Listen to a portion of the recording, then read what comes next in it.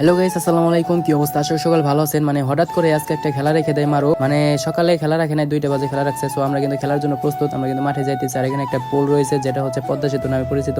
আর এখানে প্রচন্ড কেদা, কারণ বৃষ্টি নেমেছে। আর যাওয়ার সময় কেন্তাবিতে আমি একটা আসার খাই।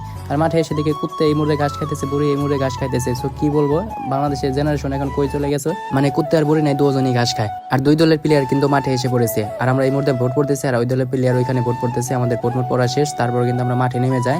আর এইদিকে বাহাদিয়ার প্লেয়ার এখানে কিন্তু তারা ছবি তুলতেছে, কারণ নতুন মাঠে এসেছে, একটা ছবি না তুললে হয় না। তারপরে আমরা কিন্তু খেলাটা শুরু হয়ে গেছে, আর আমি একটা গোল দেয়, আর এটা অফ সাইড হয়। তারপরে কিছুক্ষণের মধ্যে দেখে ইমন একটা গোল দেয়, খুবই সুন্দর একটা গোল দিয়েছে। আমিও একটা গোল দিয়ে দিলাম কিছুক্ষণের মধ্যে। আর আজকের এই ম্যাচে আমি গোল করে 3টা হ্যাটট্রিক করি। তারপরে পরবর্তীতে আমাদের মাঝে সুমন নামার পরে কিন্তু সুমন একটা গোল করে দেয়। আর আমাদের গোলের স্কোর হয় 5-0 গোলে কিন্তু আমরা ম্যাচটা উইন হয়ে যায়। সকলে ভালো খেলছে, দুর্দান্ত খেলছে। তাদের হয়তো বাট ফিনিশিংটা ভালো হয় নাই, এর জন্য তারা গোল দিতে পারে নাই। আমাদের ফিনিশিংটা যাই হয়েছে, আলহামদুলিল্লাহ ভালো খেলছে, সকলে দুর্দান্ত খেলছে।